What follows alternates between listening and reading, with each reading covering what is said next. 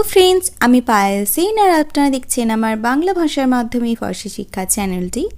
বন্ধুরা, আজ আমি আপনাদের সঙ্গে আলোচনা করব চিকিৎসা শাস্ত্র সম্পর্কিত কিছু শব্দ এবং যার ফলে খুব সহজেই আমাদের অসুস্থতার ক্ষেত্রে আমরা এই শব্দগুলির ব্যবহার করতে পারবো।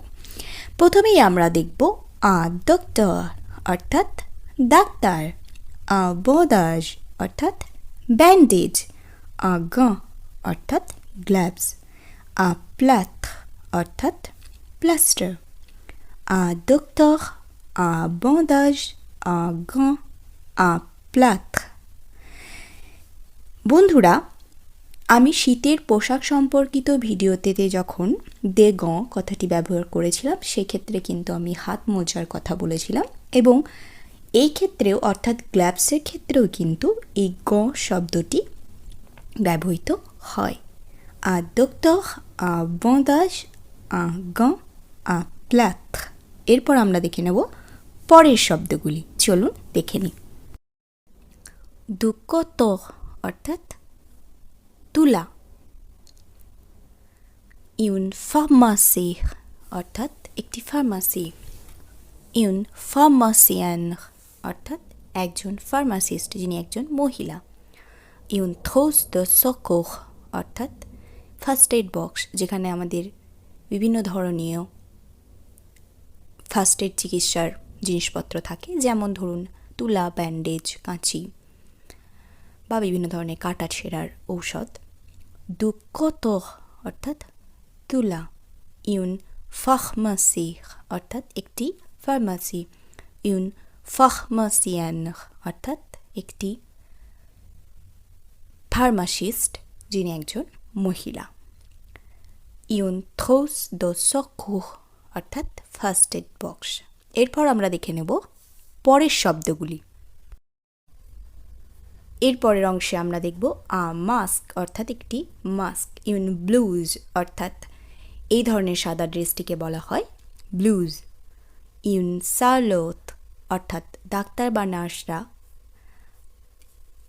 নার্সিংহোম বা হসপিটালের মধ্যে এই ধরনের জিনিসটি কিন্তু তারা মাথায় পরে থাকেন, এই জিনিসটিকে বলা হচ্ছে ইউন সার্লোত, ইউন অর্দোনস অর্থাৎ একটি প্রেসক্রিপশন, ভ্যাকসিন অর্থাৎ একটি ভ্যাকসিন, মাস্ক, ইউন ব্লুজ, ইউন সার্লোত, ইউন অর্দোনস, ভ্যাকসিন, ভ্যাকসিন।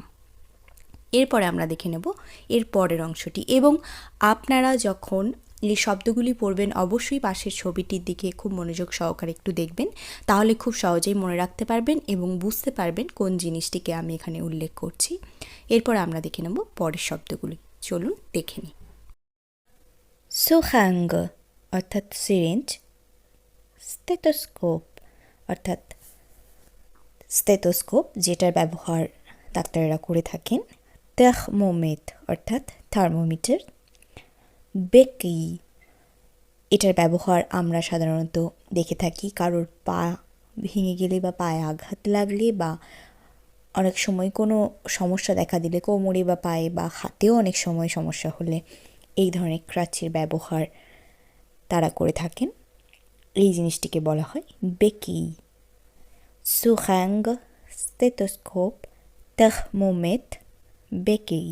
এরপরে আমরা দেখে নেব এর পরের শব্দগুলি। এতক্ষণ আমরা চিকিৎসা শাস্ত্রে ব্যবহৃত বিভিন্ন ধরনের সরঞ্জাম বা বিভিন্ন জিনিসপত্র বা চিকিৎসা শাস্ত্রের সঙ্গে যুক্ত ব্যক্তিদের আমরা কিভাবে ফরাসি ভাষায় বলবো সেটি জেনে নিলাম। এখন যেটি জানবো সেটি হচ্ছে মেডিক্যামো অর্থাৎ ফরাসি ভাষায় আমরা ঔষধপত্রকে কিভাবে বলবো চলুন দেখে নিই। প্রথমেই দেখব লো সিহো অর্থাৎ সিরাপ, জেলুল অর্থাৎ ক্যাপসুল, কমপ্রেমে অর্থাৎ ট্যাবলেট।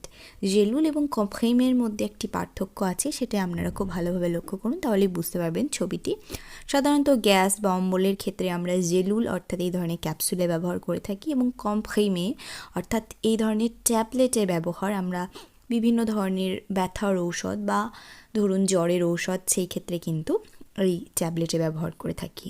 অম্পুল এর ব্যবহার আমরা করে থাকি যদি আমাদের ভিটামিন ডি এর প্রয়োজন হয়, অর্থাৎ এখানে ভিটামিন সংগৃহীত থাকে একটি টিউবের মধ্যে কাঁচের, সেখান থেকে আমরা সরাসরি ভিটামিন আমাদের শরীরে নিতে পারি। ক্রিম অর্থাৎ ক্রিম, আমাদের বিভিন্ন ধরনের ক্রিমের প্রয়োজন হয়। কখনো কোনো চর্মের কোনো সমস্যা বা কাটা ছেঁড়ার বিভিন্ন রকম সমস্যা হলে আমরা ক্রিমের ব্যবহার করে থাকি, অর্থাৎ ক্রিম। সিরো, জেলুল, কম্প্রিমে, ampoule, cream. আশা করি আজকের ভিডিওটি আপনাদের খুবই উপকৃত একটি ভিডিও হবে এবং এর ফলে আমরা খুব সহজেই কিন্তু চিকিৎসা শাস্ত্রে ব্যবহৃত হয় এমন শব্দগুলিকে ফরাসি ভাষায় বলে ফেলতে পারবো। আশা রাখছি এই ভিডিওটির মাধ্যমে আপনারা খুব সহজেই চিকিৎসা শাস্ত্রে ব্যবহৃত হওয়া শব্দগুলিকে আয়ত্ত করতে পারবেন। আমার ভিডিও যদি আপনাদের ভালো লেগে থাকে তাহলে অবশ্যই আমার চ্যানেলটিকে সাবস্ক্রাইব করে দেবেন এবং প্রচুর পরিমাণে লাইকস করবেন, কমেন্ট করবেন এবং শেয়ার করতে অবশ্যই ভুলবেন না, কারণ আপনাদের মতোই যারা বাংলা ভাষার মাধ্যমে ফরাসি শিখতে ইচ্ছুক তাদের খুবই উপকৃত হবে আপনার একটি শেয়ার। আপনারা ভালো থাকবেন, সুস্থ থাকবেন। আজকের মতো টাটা।